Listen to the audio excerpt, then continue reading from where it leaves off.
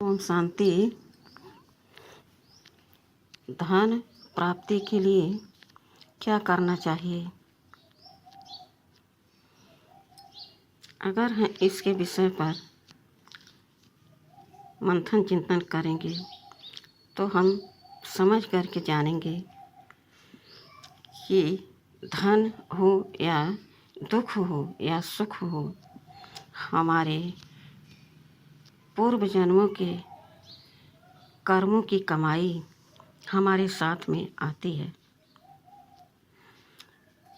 हमें क्या करना चाहिए?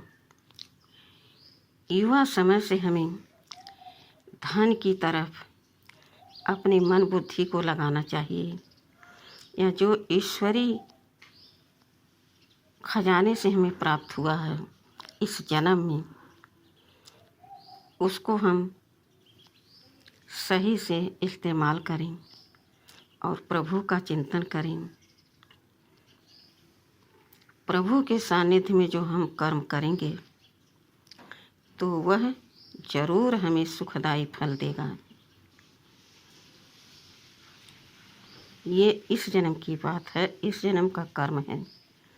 लेकिन पहले जो हमें सुख या दुख या धन की प्राप्ति होती है, वह हमारे पूर्व जन्मों के कर्मों के अनुसार दुख सुख हानि लाभ हमारे इस शरीर के साथ जुड़ जाता है, क्योंकि वह भी तो हमें चुकता करना है। हम न चाहते हुए यहाँ बहुत दुख महसूस करते हैं। तब हम विचार करते हैं कि हमने कोई गलत काम तो किसी के साथ किया नहीं, फिर भी इतना दर्द इतना दुख आखिर हमें क्यों मिल रहा है? इस पर हम जब विचार करते हैं तो हमारे विवेक जागृत होते हैं। हमारे समझ में आता है कि हो न हो, यह हमारे पिछले जन्मों के कर्म का ही फल है। अब हम जब इसको समझ लिए तो अगर हम दृढ़ निश्चय कर लिए कि जो है हम उसमें गुजारा करेंगे और प्रभु की श्रीमत का पालन करेंगे, प्रभु के सानिध्य में रह करके हम हर एक कर्म करेंगे, हमारे सारे कर्मों के लेखा जोखा को जानने वाले, हमको राय देने वाले हमारे भगवान हमारे साथ हैं। तो हमारे जो पिछले जन्मों के कर्म हैं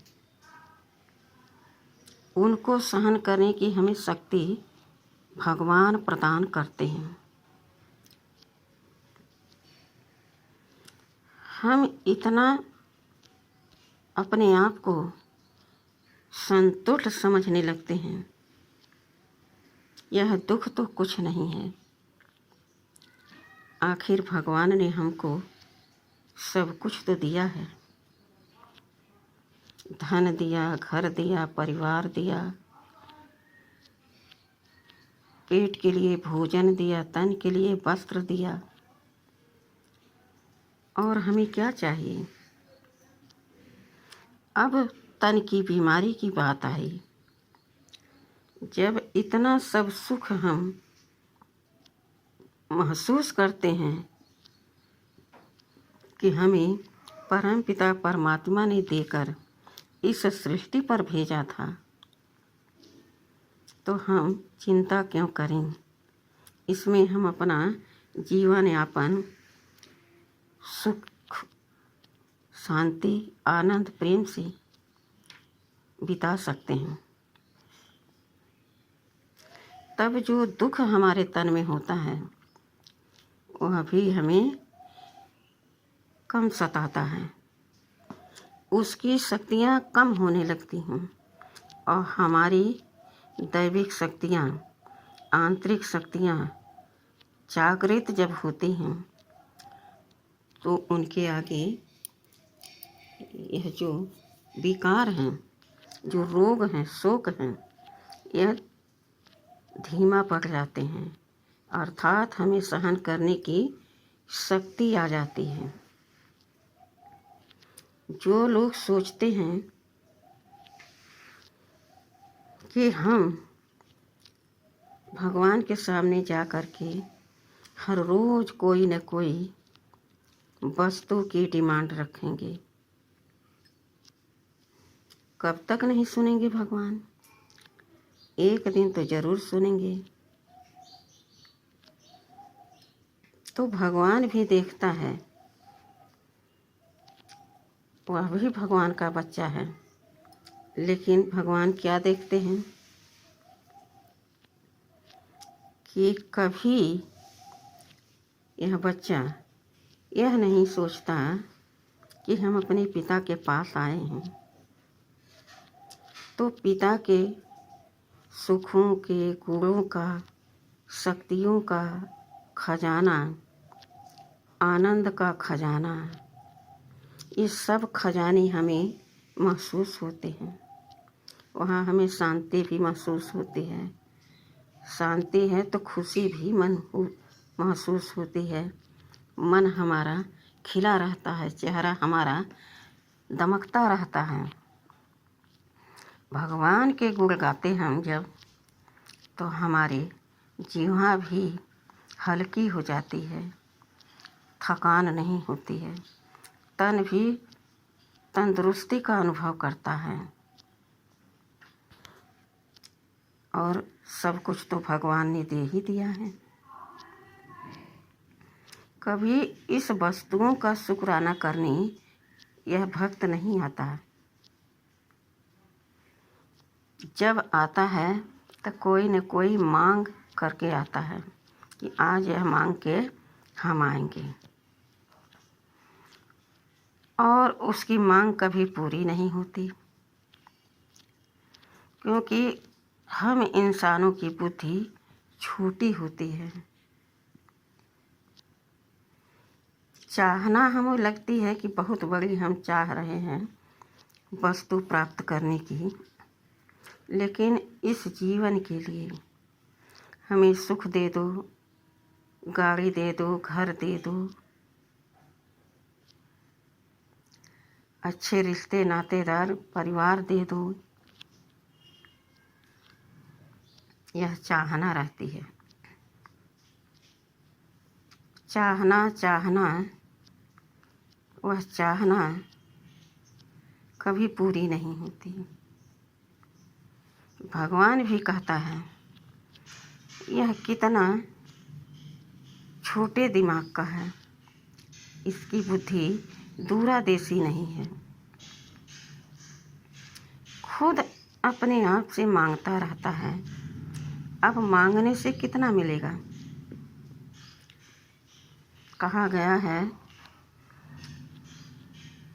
कि बिन मांगे मोती मिले, मांगे मिले न भीख। तो भिखारियों की तरह रोज़ जब मांगते हो तो भगवान रोज़ कहाँ तक तुम्हारी पूर्ति करता रहेगा। जो तुम्हारे ज़रूरत का नहीं है, तुम भूखे नहीं हो, नंगे नहीं हो, दर्द में नहीं हो, सब कुछ तुम्हारे पास है, फिर भी तुम मुझे एक्स्ट्रा हर एक चीज़ हर एक दिन मिलती रहे, यह कभी विचार नहीं करा कि भगवान हो सकता कुछ हमें ज़्यादा देना चाहता हो। आखिर वह हमारा पिता है तो हमारे लिए तो कुछ भी सोचता होगा ना।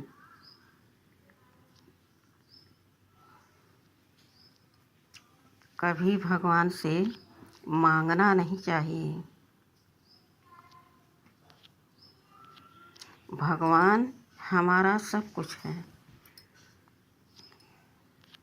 जैसे हमारी माता पिता हमें चाहते हैं कि हम अपने बच्चे के लिए कुछ करें, कुछ बड़ा करें जो हमारे बच्चे के लिए कुछ ज़्यादा समय तक काम आए। तो भगवान भी यही सोचते हैं कि हमारे हर एक बच्चे सुखी रहें, सदा हंसते रहें, मुस्कुराते रहें। और इस जीवन को क्या चाहिए, लेकिन मांगने वालों को कभी ज़रा सा एहसास नहीं होता कि हम यह क्या कर रहे हैं। एकदम मंगता बन जाते हैं। तो भगवान भी कहते हैं तुम्हारी मांगने वाली आदत तुमसे छुड़ाना पड़ेगा।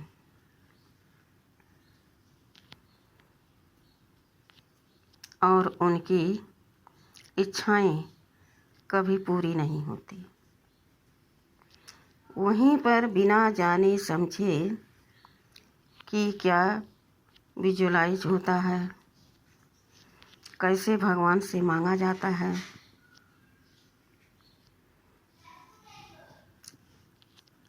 कैसी ज़रूरतें होती हैं जो पूरी नहीं होती, अपने आप से भगवान से मांगना पड़ता है। यह सब बिना जाने बिना समझे जितना धन कमाते हैं उतने में अपना काम चलाते हैं। इतना नॉर्मल शांति से जीवन जीते हैं और दुखी दीनहीन आत्माओं को ज़रूरत अनुसार उनकी मदद भी करते हैं। कहीं पर भगवान का कुछ कार्यक्रम हो रहा, वहाँ पर कुछ सहयोग ज़रूर करते हैं, अपनी शक्ति अनुसार, श्रद्धा अनुसार। कभी किसी न मनुष्य शिकायत, न भगवान की कोई शिकायत। उनके दिमाग में, बुद्धि में कभी यह समाता ही नहीं कि भगवान से कुछ मांगना चाहिए या और किसी से कुछ मांगना चाहिए। इतनी उनकी बुद्धि हर चीज़ से संपन्न महसूस करती है कि मेरे पास सब कुछ है। एकदम जैसे साइलेंस में लोग रहते हैं, इस तरह से उन लोगों की मन बुद्धि एकदम शांत रहती और खुश रहती। दिल से किसी को दुआ देते हैं, भगवान इनका दुख दूर करें, इनकी मनोकामना पूरी करें। ऐसा लगता है कि कितने सुखी हैं, कितने धनवान हैं, जैसे कितना खजाना भरा हो इनके पास। यह धैर्यता की निशानी उनके सामने रहती है, सब लोग देखते हैं। ये लोग देखो कितने शांत, खुश, नॉर्मल तरीके से जीवन जीते हैं। कभी किसी चीज़ की कमी नहीं महसूस होती, किसी से कुछ कहते नहीं कि मेरे पास ये नहीं है, वो नहीं है। और भगवान के दरबार में कभी जा कर के कुछ मांगते भी नहीं। अब विचार करो, उनको यह पता नहीं था कैसे मांगा जाता है, भगवान से क्या मांगा जाता। उनके पास सब कुछ जैसे भरा पड़ा रहता है, जबकि नॉर्मल जीवन जी रहे हैं।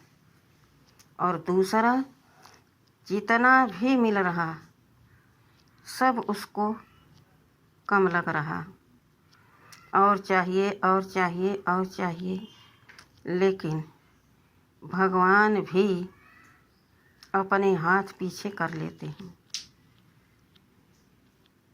क्यों? भगवान भी अपने हाथ पीछे कर लेते हैं कि यह तो केवल मांगने के लिए मेरे पास आता है, कभी यह नहीं पूछता कि भगवान हमसे तुम्हें क्या चाहिए, तुम हमसे प्रसन्न हो, खुश हो, मुझसे कोई गलती तो नहीं हो रही रोज। इस पर कभी अपना चिंतन मंथन नहीं चलाता। तो क्या मांगने से मिल गया?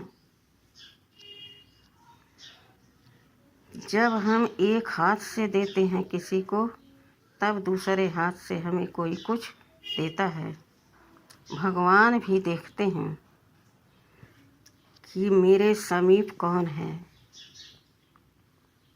मेरे साथ हमेशा रहने के लिए प्रयत्न कौन करता है, मेरे हर श्रीमत का पालन करके उस पर चलने की मेहनत कौन करता है।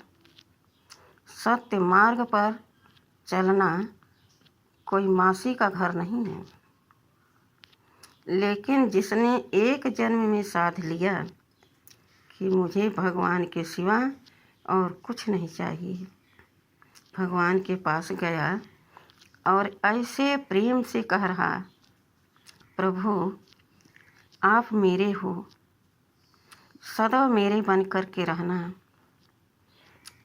और अपना हाथ हमारे सिर पर सदा बनाए रखना। मुझे और कुछ नहीं चाहिए, और कुछ नहीं चाहिए प्रभु।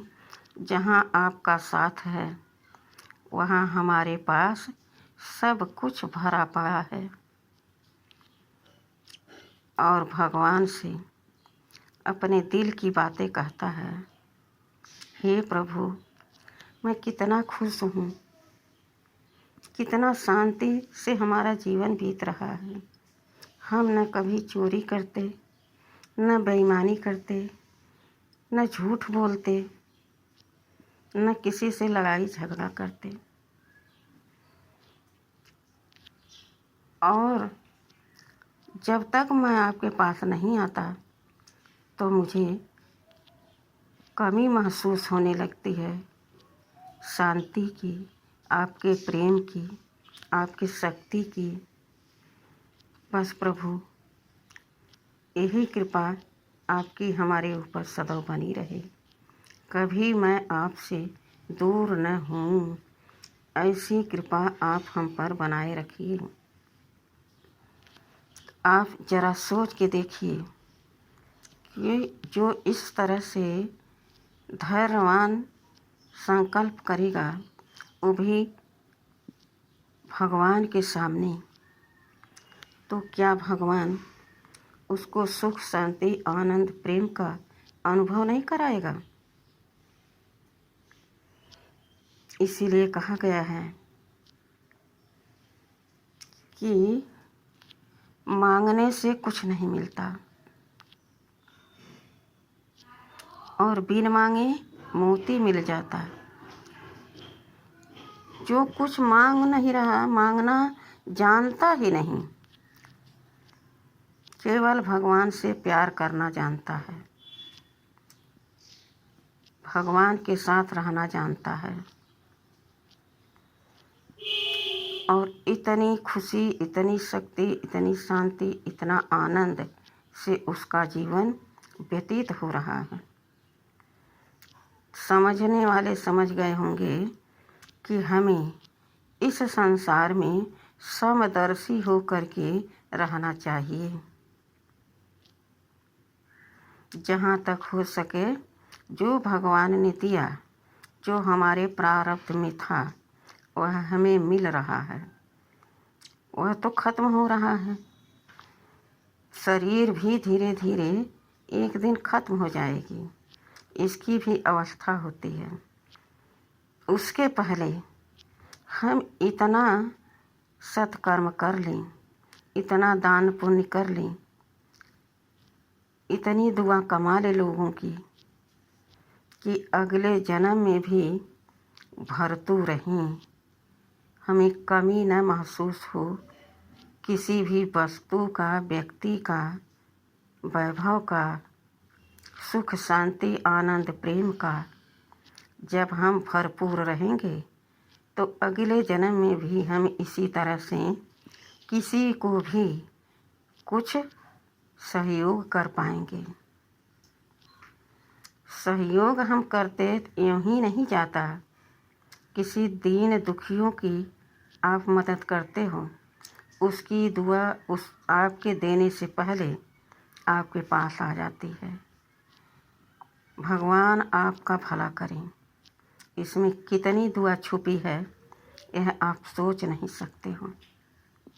एक भूखे को अगर 2 रोटी धर दिया जरा सा सब्जी तो सारा दिन आपको दुआ देगा।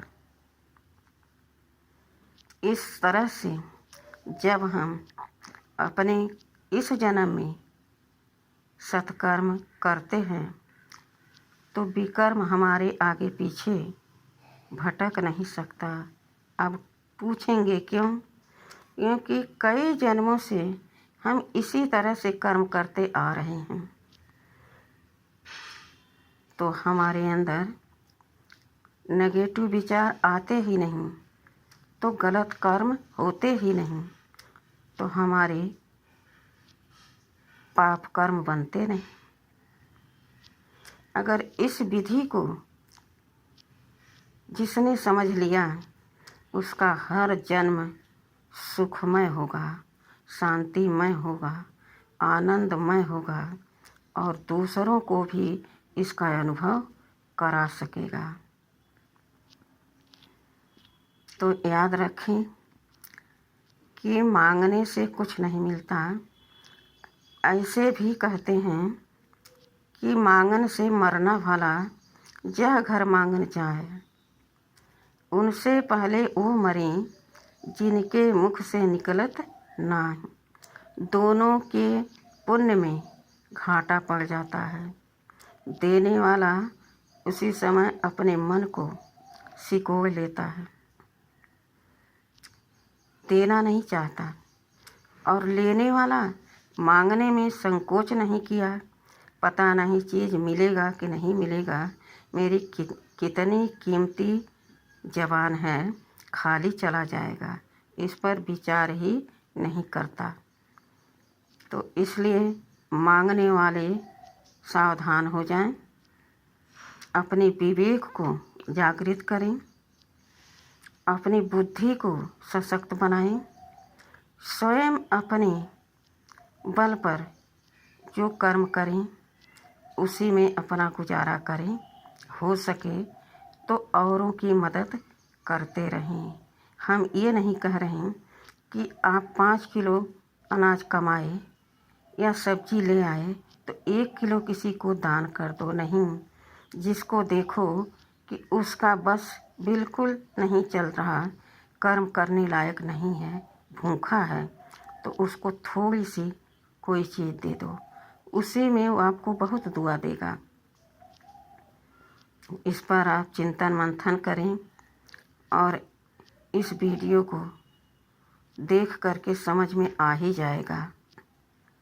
बहुत से लोग हर समय हर दिन इन सब बातों पर विचार नहीं करते हैं, अपनी दिनचर्या में मस्त रहते हैं और हर वस्तुओं के अभाव में जीते हैं। मेरे पास ये नहीं, मेरे पास वो नहीं। एक दूसरे के पास जब बैठते हैं तो अपनी कमी बताते रहते हैं, मेरे पास ये वस्तुओं की कमी है। लेकिन कमी को ना बता करके आप किसी के भी पास बैठो, चाहे धनी हो चाहे गरीब हो, उसके पास बैठो तो भगवान की बातें बताओ कि भगवान पर भरोसा रखने से भगवान हमारा बल बन जाते हैं, हमारे रक्षक बन जाते हैं। उनकी छत्र छाया के नीचे हम रहते हैं। इसलिए हमें भगवान पर ही निर्भर रहना चाहिए, किसी मनुष्य पर नहीं, और न अपने भाग्य पर। मेरा भाग्य ही ऐसा है, मेरी किस्मत ऐसी है।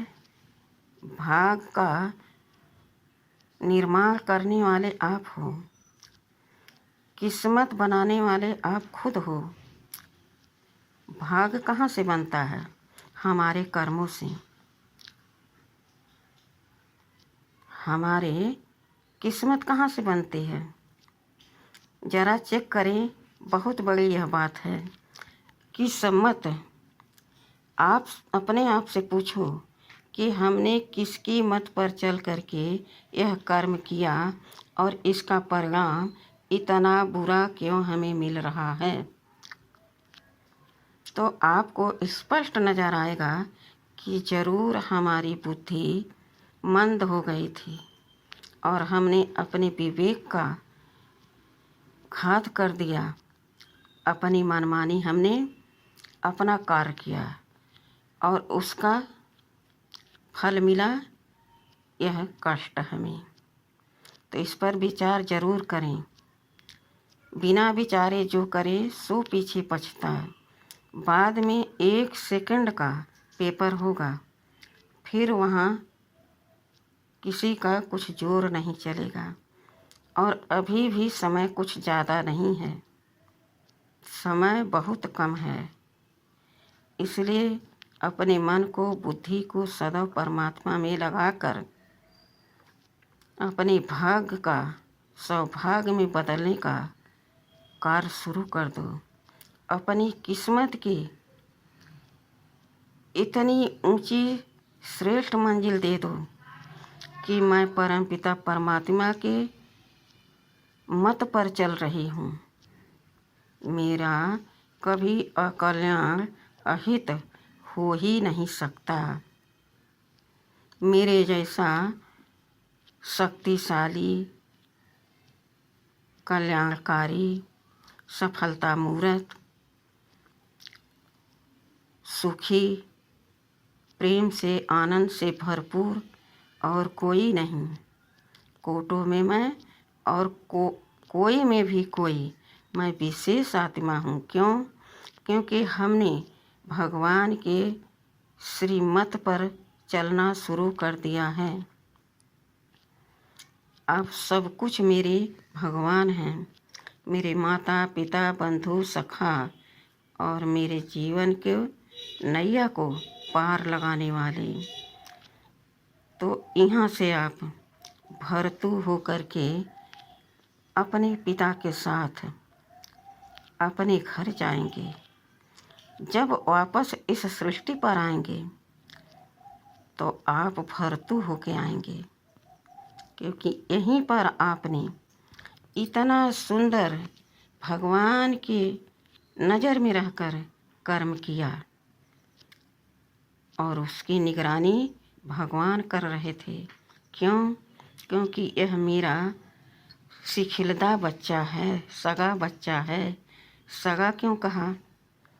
मेरे हर एक बात का अनुसरण करता है, चिंतन मंथन करता है और फिर कर्म करता है। तो कितना श्रेष्ठ उसका फल मिलेगा। आप निश्चिंत हो करके भगवान की श्रीमत पर चलते रहें। अंत तक आप एकदम पावन, पवित्र, शक्तिशाली बन जाएंगे। आपको कर्म कूटना नहीं पड़ेगा कि मेरे पास ये नहीं, मेरे पास वो नहीं। सब कुछ प्राप्त हो जाएगा। केवल आप भगवान के श्रीमत पर चलते रहिए, उनके हर श्रीमत का पालन करते रहिए। तो आप देखेंगे कि जो आपकी चाहना थी मांगने की और हर वस्तु की कमी महसूस हो रही थी, आपको बिना कुछ आपके पास रहे आपको ऐसा अनुभव होगा कि जैसे एकदम राजा महाराजा, एकदम सुख शांति से, आनंद से, प्रेम से भरपूर, जरा सा भी किसी प्रकार का कोई कमी भगवान नहीं रहने देगा। तुम्हारे जीवन में। इसलिए श्रेष्ठ कर्म करो, और श्रेष्ठ कर्म भगवान के सिवा कोई नहीं सिखला सकता। और यह चांस है कमाई करने का, यह समय है भरतू बनकर घर जाने का। आशा करती हूँ कि यह वीडियो ज़रूर समझ में आएगा और हमारे भाई बहन ज़रूर अपने मनोवृत्ति को बदलकर अपनी बुद्धि विवेक को भगवान में लगाकर अपना जीवन सफल बनाएंगे। अच्छा, ओम शांति।